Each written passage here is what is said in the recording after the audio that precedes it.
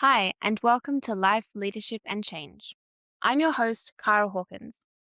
This show is built around three big topics: who we are, how we lead, and the world we're creating together. Each episode, I sit down with entrepreneurs, creatives, academics, and change makers from around the globe to share real stories and insights about inner growth, purposeful leadership, and shaping bigger systems for the better. Whether you're here for the big systemic questions, the deeply personal ones, or the parts in between, there's something here for you. Now, welcome back to our 4-part mini-series on complexity leadership. In episode 1, we unpacked what complexity actually is, why it has been increasing for thousands of years, and what it really means for how we lead. If you haven't listened to that one yet, feel free to check it out first. Today in episode 2, we're asking a bigger and perhaps more confronting question. Are we as humans actually equipped to deal with the level of complexity we're facing, especially as it continues to rise? We dig into the research on the gap between the complexity some of our roles demand and our cognitive capacity to meet it. And importantly, we explore the skills that leaders need in order to navigate an increasingly complex world, as well as why self-regulation might be one of the most underrated leadership capabilities. It's a conversation that's equal parts humbling and hopeful. And if there's anything we discuss today that sparks a question, we'd love to hear it. More on that at the end of the episode. My guest across all 4 episodes is Dr. Aiden Thornton, a complexity leadership scholar, management consultant, and entrepreneur with over 25 years of international experience across Asia, Australia, and Europe. Aiden holds a PhD in complexity, leadership, and cognition, and is an adjunct associate professor of complexity leadership at Swinburne University of Technology.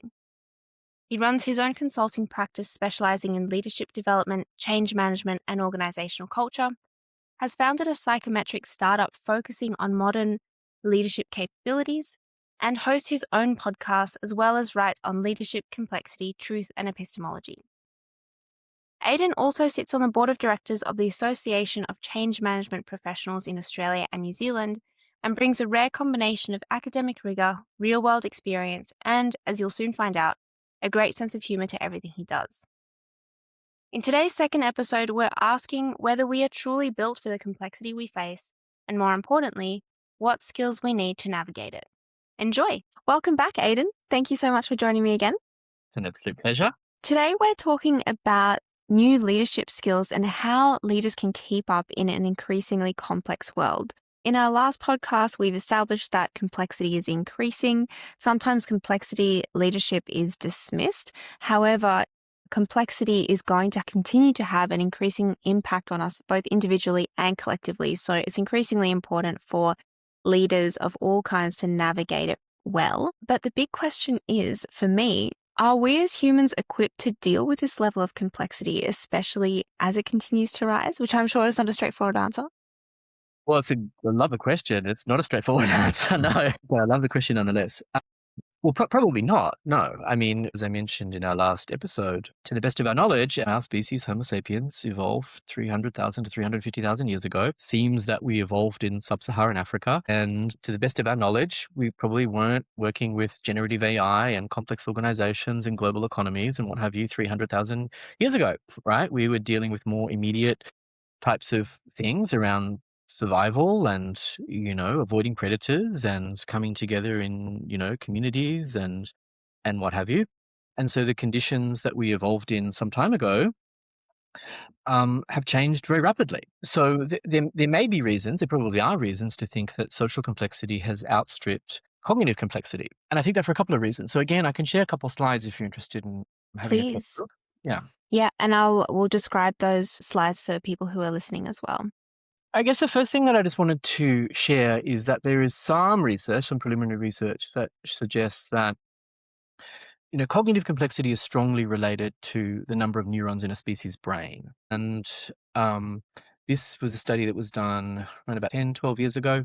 And this is actually the equation that links your particular type of complexity, hierarchical complexity, to the number of neurons in a species' brain. I promise I won't turn this podcast into a maths lesson, but I think it's interesting nonetheless. So Y here is the average number of neurons in a species' brain, and X is the amount of complexity a species can manage, or amount of hierarchical complexity a species can manage, to be more specific. Now, this study The study was only done on 17 species. So again, we need to have a bit of humility around how much we can take out of this study, because we think there's around about 8.5 million species on our planet Earth. So whether this equation generalizes to all other species is unknown to us. But nevertheless, there's around about 86 billion neurons in the human brain. And what that means is that most adults can only think in linear ways. And if you're lucky, some leaders can think more systemically. What this suggests to me is that there are real biological constraints on how much complexity anyone can handle, right? So on one side of the equation, we've got cognitive complexity. And as I've just said, most adults think in kind of linear ways. Some leaders can think in more systemic kind of ways. But on the other hand, we've got all of these different social, organizational, political complexities. For example, organizational complexity, for example, transformation portfolios that we have to deal with increasingly. Technological complexity, such as the unintended consequences of implementing generative AI. Things like sociocultural complexity, where there's vastly different ways of thinking about topics like gender and diversity, equity, inclusion, and intersectionality. And these things are becoming very salient and are causing a lot of political polarities, which we're experiencing in Western democracies.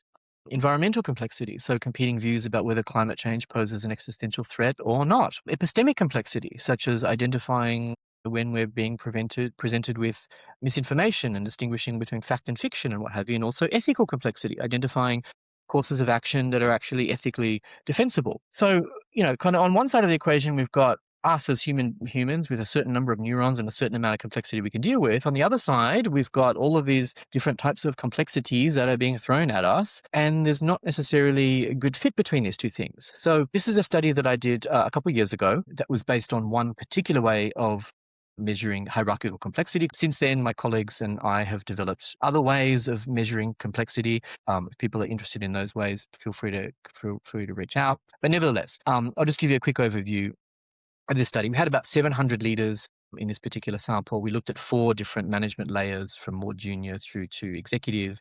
And then we were able to measure their roles and also the cognitive ability of the individuals for cognitive complexity. And a score of 10 is more like a more kind of linear type thinking. Scores in the range of 11 is more like systems thinking. And scores in the range of 12 is very, very advanced, abstract kind of thinking, like Einstein's special relativity or Darwin's natural selection. And so just before you jump in there, Aiden, so Yeah. with the linear thinking, Yeah. you've got a model that's, just A to B.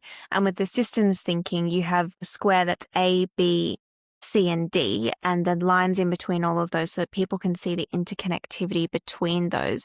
So this study I'll show you now on screen is around that complexity gap between leaders' roles and their cognitive abilities.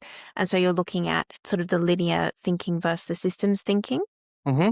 Yeah, well, what we're about to do is compare role complexity to cognitive complexity. Mm-hmm. Yeah. And you can see here in this gray line here, this is the role complexity range at the 4 management layers, as you'd probably expect. More senior roles require more complexity. Mm-hmm. And then these box plots that I'm just popping on the slide here is the actual cognitive ability of leaders at the 4 management layers. So for example, at mid-level leaders, you can see here there was a fairly decent fit between cognitive complexity and role complexity, and around about 12% of leaders fell below their role complexity range. For upper level leaders, again, fairly decent fit, and around about 13% of leaders fell below their role complexity range. For senior leaders, we saw a bit of a shift, not such a great fit, and about 42% of senior leaders fell below their role complexity range. And for executive leaders, again, not a great fit at all, and about 78% of leaders fell below their role complexity range. So Yeah, so let's have a this is comparing sort of what the role demands in terms of level of complexity versus a cognitive capacity for complexity. exactly.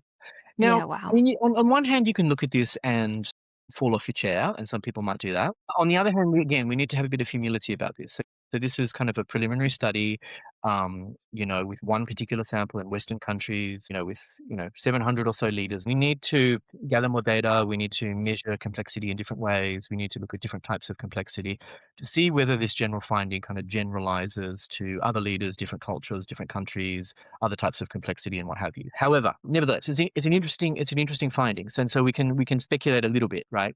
So, what are some potential implications of this? Well, some of the stuff that comes up for me is we've all experienced things like organizational transformations that never transformed, things like change management programs that never changed, operating models that were never properly embedded, systemic solutions that never felt so systemic, and wicked issues that always remained wicked, and so on. Right now, I want to be clear here that I'm not making any causal relationships. I'm not saying that these things are caused by the complexity gap. We absolutely do not have the evidence to suggest that at all. We don't know how large the complexity gap needs to be to impact leaders' performance. So there's lots of outstanding questions here. But nevertheless, it's interesting to speculate that some of these kind of complex, wicked issues that we come across in organizational life could have something to do with the complexity gap.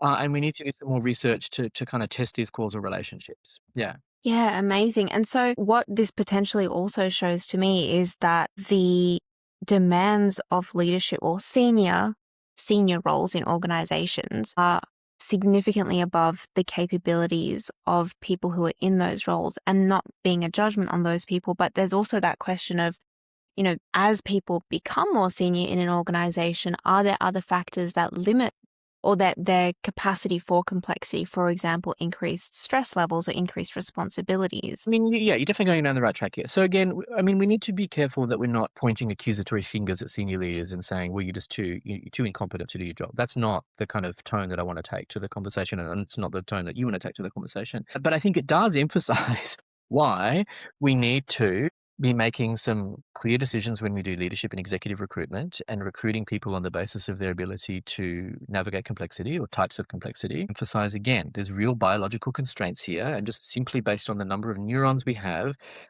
we just there's a certain amount of complexity we can deal with, and that's probably going to be a fairly upper ceiling.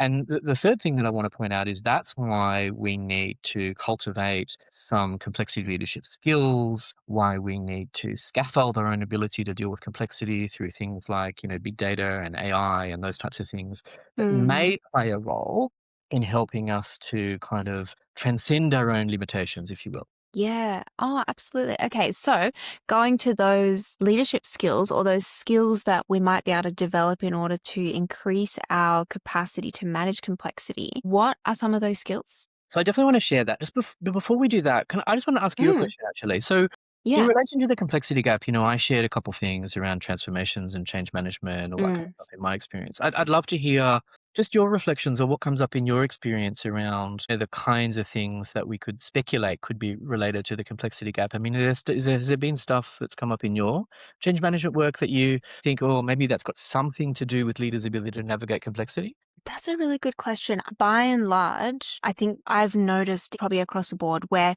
in every field, people are promoted based initially on their technical skills and are often promoted to management positions or more senior positions, but usually are not provided with the kind of training that enables them to manage. And I think that managing change and leading change is a core leadership skill or a core skill of someone who has a senior position in an organization, because that's just so inherent to what happens in organizations. And so I think one of the big challenges that I see in organizational transformation and change in general, and I think maybe leadership in general, is that the skills required aren't necessarily a part of the development that support people in those roles. And I think that the ability to understand complexity at a bigger picture level and at a strategic level is something that, again, is not possibly emphasized enough, because I see a lot of leaders who have been elevated to positions possibly quite quickly Yeah. who haven't been taught or don't naturally think in maybe more big picture strategic ways, which is kind of necessary for those positions. And again, it's not an individual flaw, but more a systems flaw of how promotions happen and possibly more just around the training that's provided and also the structures and systems that are in place. Is That's that similar interesting. to what you've Yeah, that's interesting. experienced? Yeah, that's interesting, yeah. Yes, I do. I can relate to many of those things. There's a couple things that come up for me at this juncture in the conversation. I think first of all, my sense is there's still a lot of leader and leadership development that's focusing on changing mindsets and behaviors. So Mm. how do we change to, more constructive mindsets or more, whatever mindsets, and how do we change our behavioral styles? I'm not sure that there's really been a lot of emphasis on helping leaders to cultivate the kind of skills to navigate complexity. So I think that's one thing. Mm. So in some ways, that's not really their fault. I think that's one thing. I think the second thing is just anecdotally in my experience, I'm not sure that I have come across a lot of leaders that frame their organizations as complex systems. Like I wouldn't necessarily Mm. walk into a room with many senior leaders or executives or really whoever actually, And they would frame the conversation around, we recognize the systemic nature of our organization, and this is where the complexity is. I don't necessarily hear them framing conversations like that. Now, that could just be because they're not used to framing conversations like that. It also could be because they just don't think like that. Mm. So I think there could be multiple things coming up.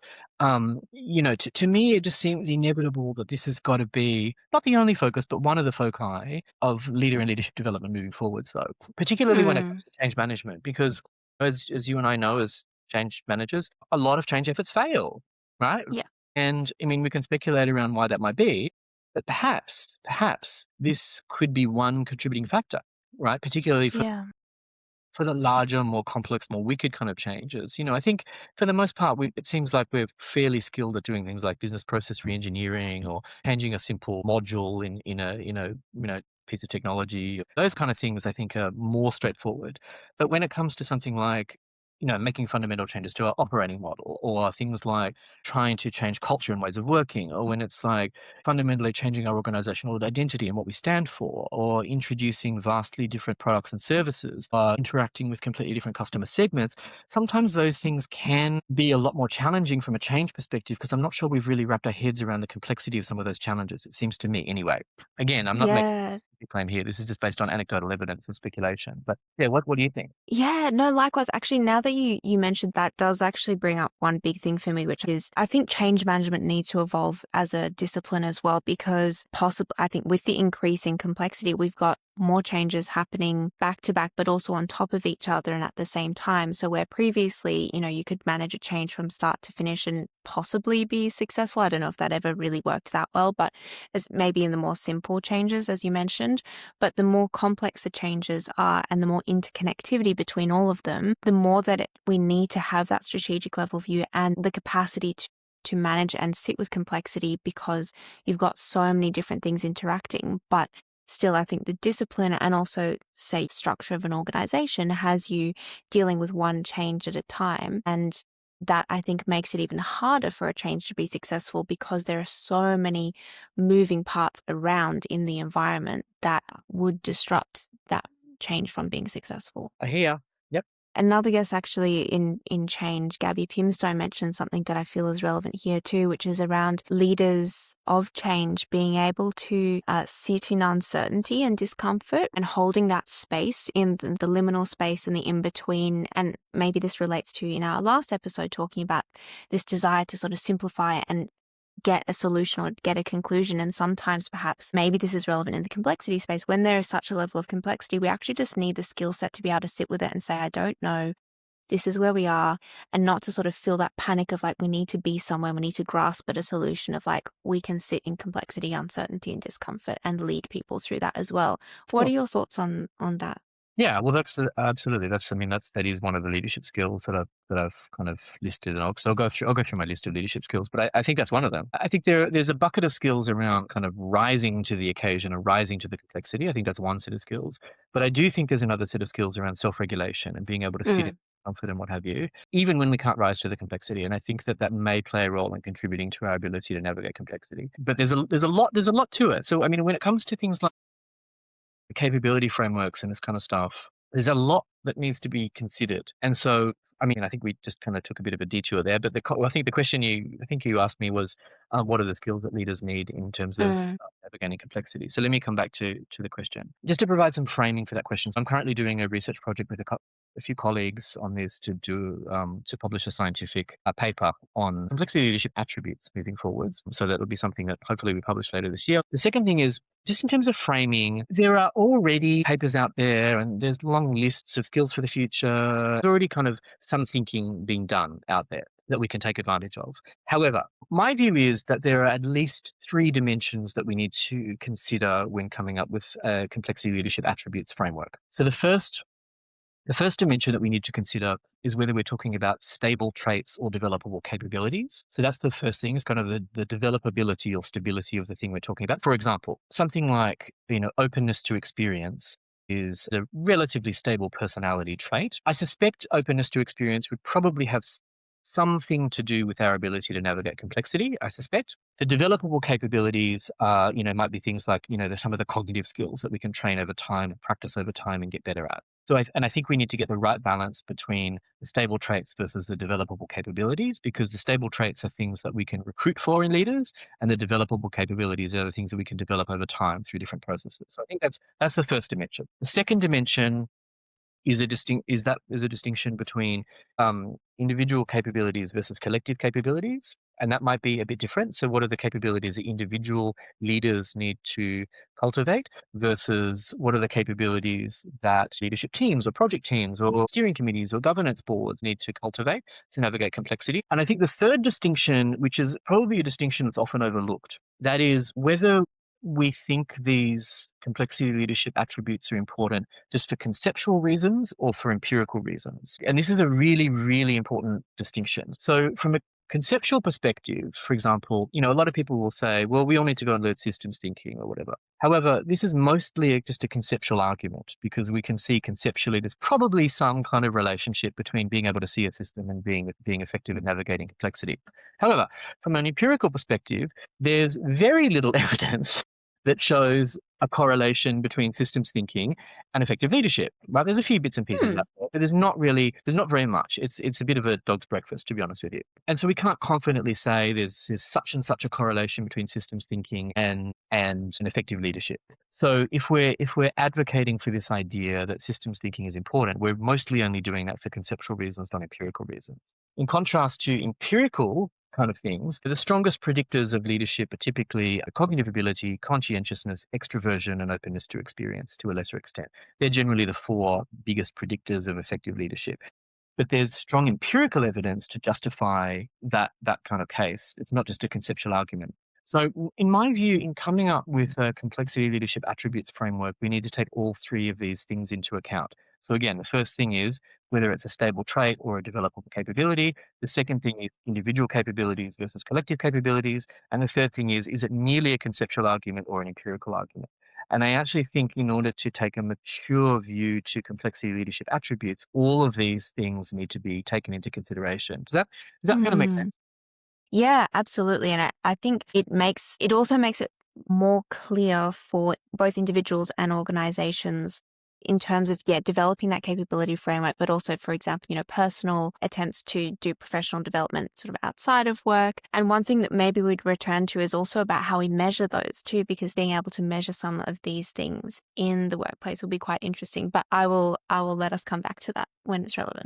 Is there an issue that a topic that I'm particularly passionate about and something that I'm not a professional psychometrician, but I'm increasingly involved in psychometric work, and I'm actually developing psychometric instruments to develop a whole range of complexity leadership attributes. So I'd love to chat about that at some point. Yeah. So Amazing. let me just give you a quick overview as to where we're at with some of the skills. So I guess the framing here is that this is a piece of research that's in progress. So what I'm about to share is not my final answer on the matter.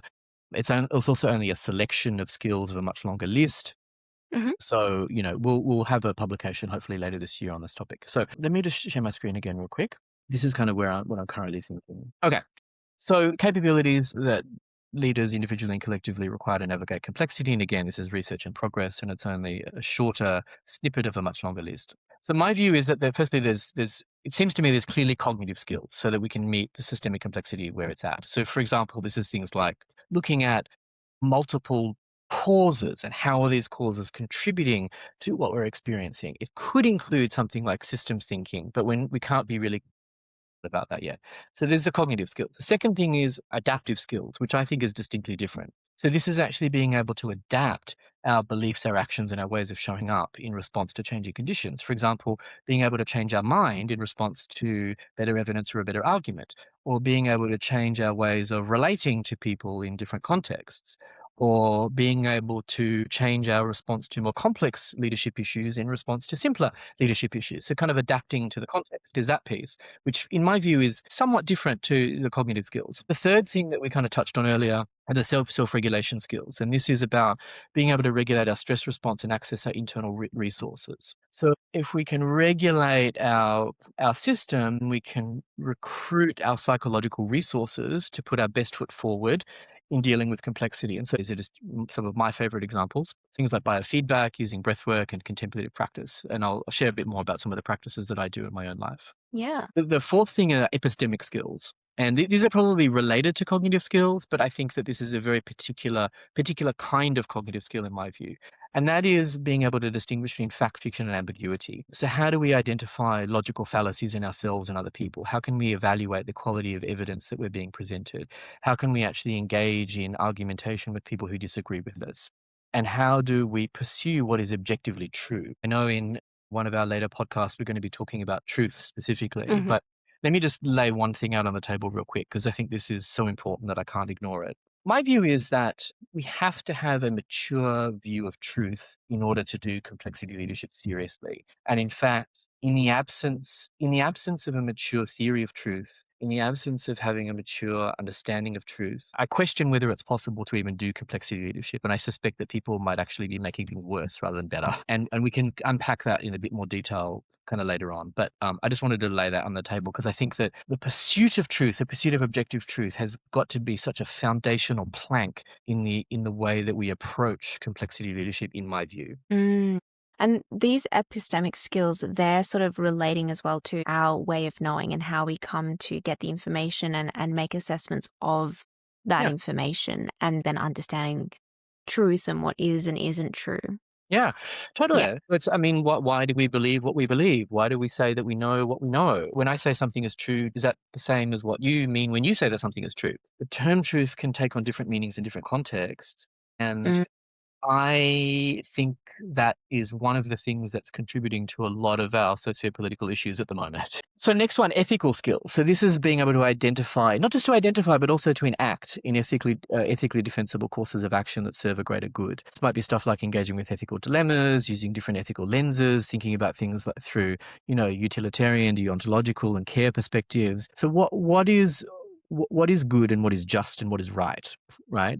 And how can we defend one course of action over another in order to serve what's ethically defensible? I think this is a really underappreciated and ignored aspect of complexity leadership. But actually, we're in the midst of complexity. I think being able to make decisions that are ethically defensible, being able to do sense making that is ethically defensible, taking courses of action that are ethically defensible is absolutely pivotal.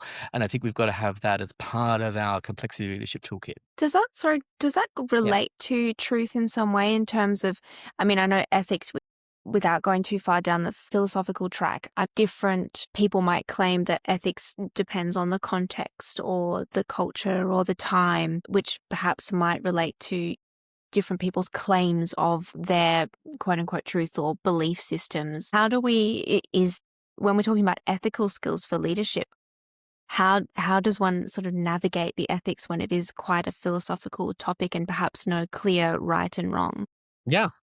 Well, we're getting into deep philosophical waters now. I think we need a 1 month retreat to answer that top question. It's tricky, and there's no easy answers. People Mm. will probably get to different conclusions about this kind of stuff. However, I think that there are some key ethical considerations that need to be taken into account, particularly when people's lives are being impacted by complex social conditions. And that doesn't mean that we're all going to agree on the solution, but it does mean that we've been through some kind of deliberation that allows us to consider ethical dimensions of a complex scenario. Yeah, yeah. Yeah. So next one is tech and AI skills. Again, judiciously working with technology and generative AI or some future iteration of AI to enhance human capabilities. AI can play maybe a great role in synthesizing and organizing information. But there's a caveat here, right? Certainly what I've read in the AI literature suggests that AI pretty far away from operating at the same level as human cognition. And so I don't think at this point in time we can rely on AI to do the complex stuff for us. It's just not there yet. AI might be great at synthesizing stuff or doing searches on things or maybe polishing your emails or whatever. That's might be a very effective use of AI. I don't think we can over rely on AI when it comes to complexity just yet. Um, so that's why I think it's really important to frame this around judiciously working with AI to enhance some human capabilities here. I think it would be foolish to think that AI or even, future versions of AI are, one solution or even a primary solution to navigating complexity because I just don't think we know yet. And we just don't know what we don't know about that. Yeah.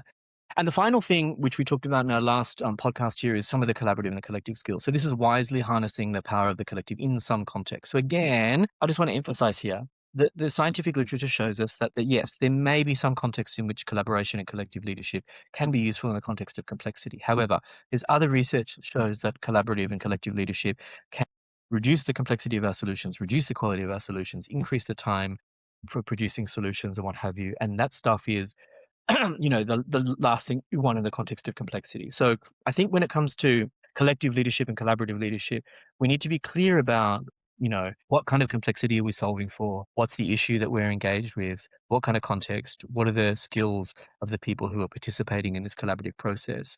So, and again, I get concerned about some people overemphasizing the importance of collective leadership when in fact, my view is leadership is simultaneously is found in individuals and collectives, and we need to get the right balance.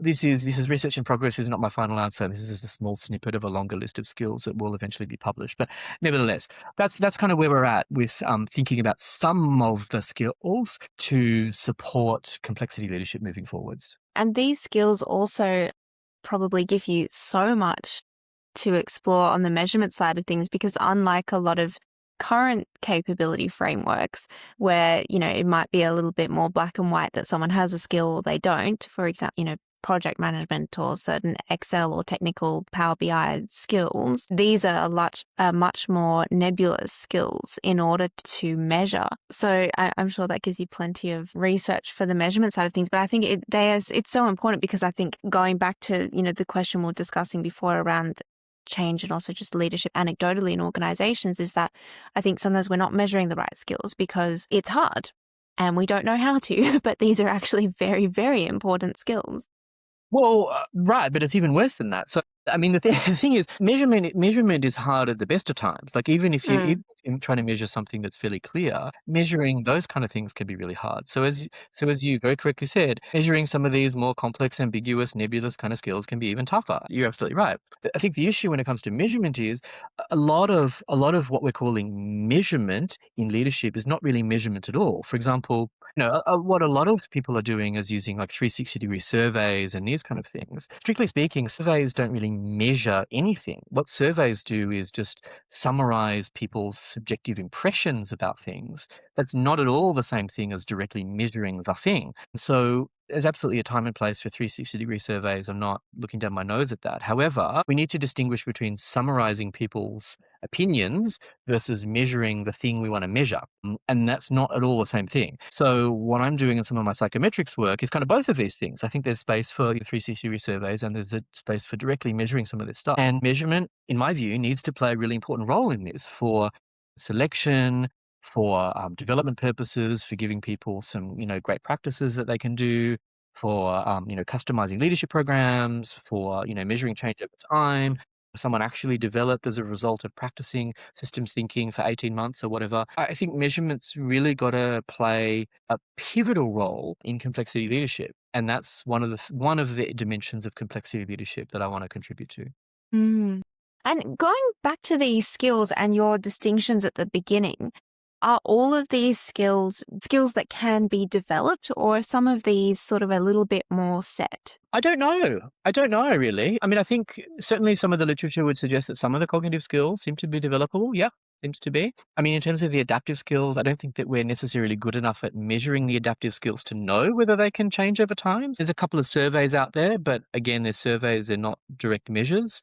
So I'm not sure that we have a clear answer on that. Some of the self-regulation skills seems to be quite developable with, daily practice. I'd love to chat more about some of our own self-regulation practices. That'd be kind of fun conversation to have. That seems to be developable. Some of the epistemic and ethical things can be, maybe a little bit tougher. So yeah, I think it varies. I don't think we've got clear answers to some of those things. I would like to think that some of them are developable. But this is fertile ground for exploration in my view. And going back to that self-regulation skill, I mean, my personal opinion is that I think that developing those self-regulation skills opens your capacity for learning other skills as well. So it sounds like a good foundation skill to start developing and well within everyone's grasp. And it's a bit clearer on what some options are to develop those skills. What are some of your practices in that space? I totally agree. So I think you're right. I think the self-regulation skills can help to cultivate other skills. I think so. There's that dependency.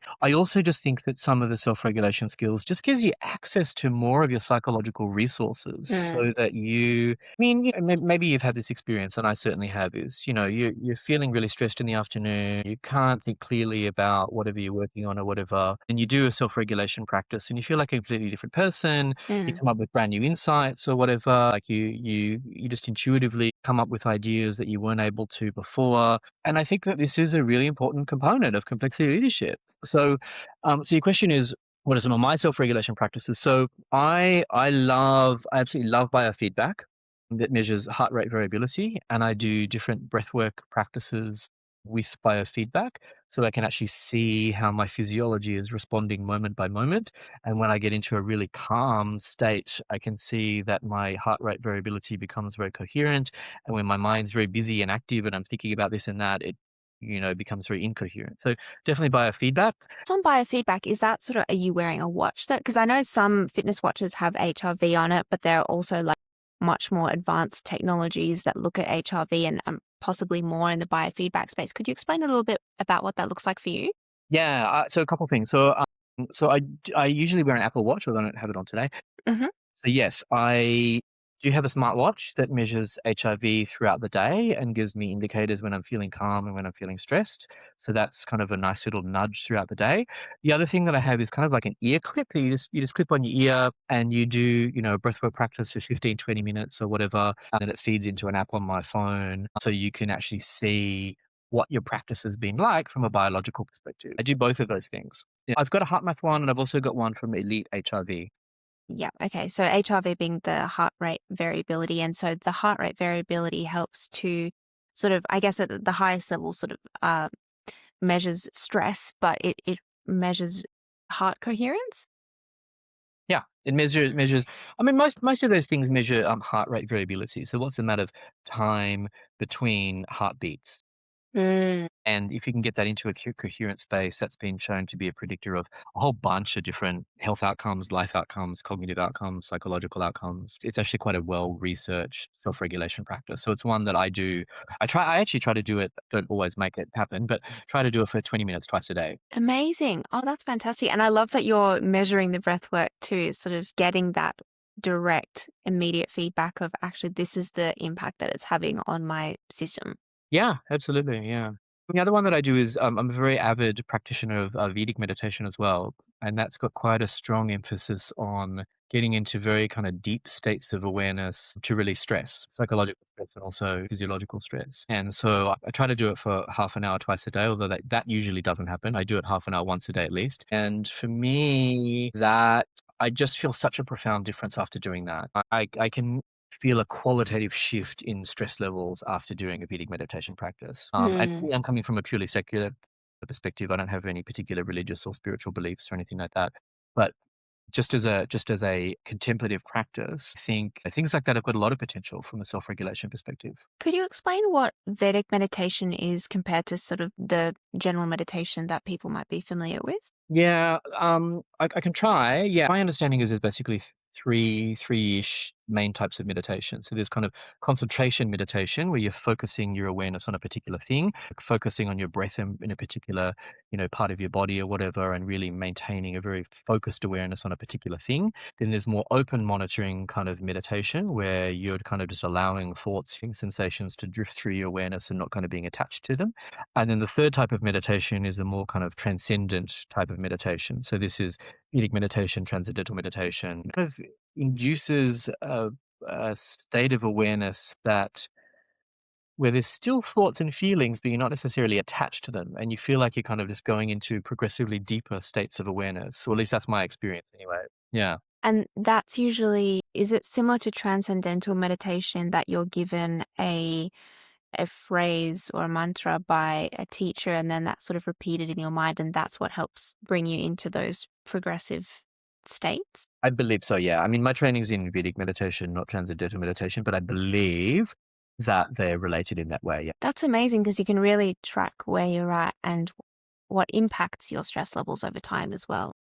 Well, I guess I'm a bit unusual in the sense that, I mean, I've got an academic role. I run a consulting company. I've got an entrepreneurial startup. I sit on a board of directors. I do public speaking, like podcasts and keynotes and that kind of stuff. So I have to kind of move from kind of very highfalutin mathematics of complexity through to having conversations with people who don't know anything about complexity, and all of the shades of gray in between. And I think for me, it is essential for me to try to kind of adapt to different contexts. And so for me, some of the self-regulation practices are really pivotal in helping to do that. Yeah, amazing. And I think one thing that's come to mind as well is, a lot of people like too busy for meditation.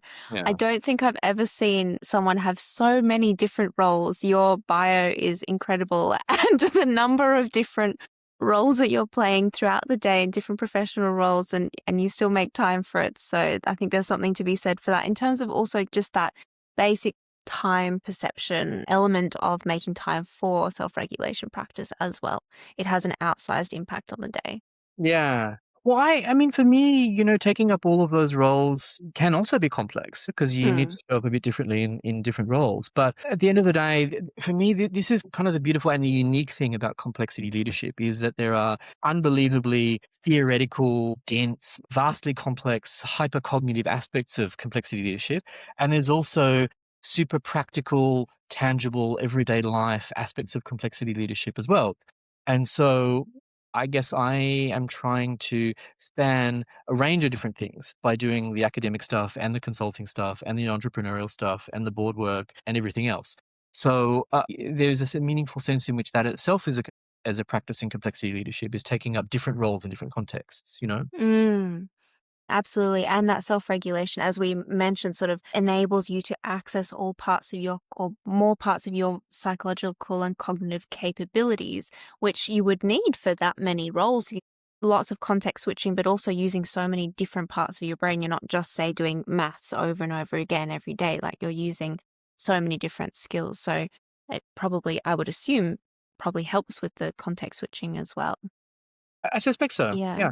Yeah. I'm a big fan of meditation. I have to say, I haven't been too regular with my practice recently, but I was more of started off in yoga actually when I was 15 to manage anxiety and just actually couldn't stand it to start with because it made Mm, me slow down. But that's when I knew that I really needed to do it. And that just became a daily practice from then on, which I also admit has been less regular since I got a puppy who thinks that's a great time to jump in your face.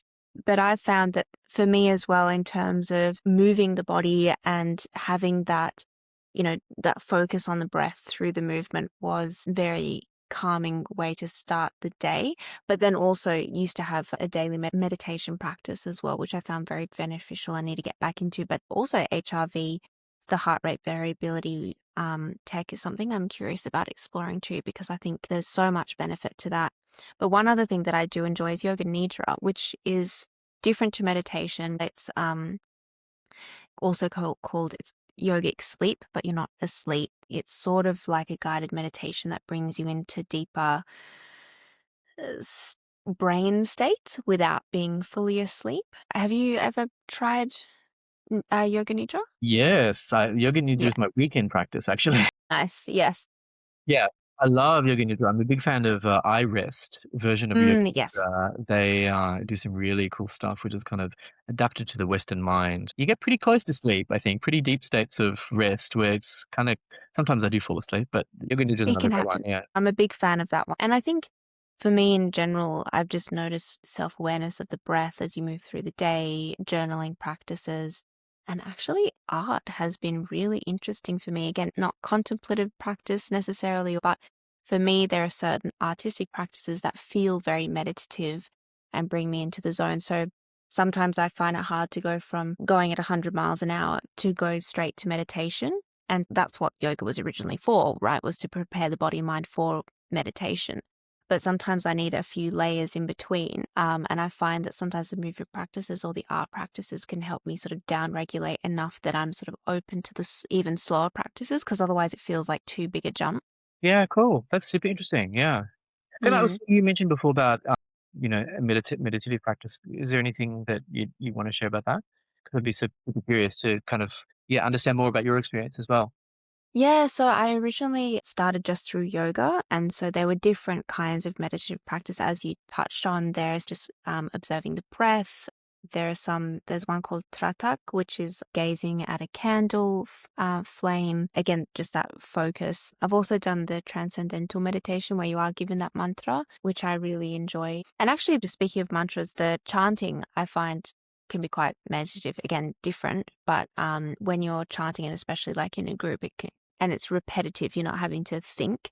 I find that also just like the humming across the chest can feel very calming. And I believe that they say that humming can sort of interact with the vagus nerve, which helps to downregulate the system. Before I had a puppy, I used to have quite long meditation practices in the mornings, early mornings, which I absolutely loved, which sort of varied between the transcendental, but also just going through and observing the body, because I was noticing I had a lot of tension. So I was just very much like body based awareness of settling in, and sort of feeling a bit more grounded for the day, because I was also traveling a lot. But it is a space that I want to learn more about, because I confess I have studied more up the yoga asana and philosophy.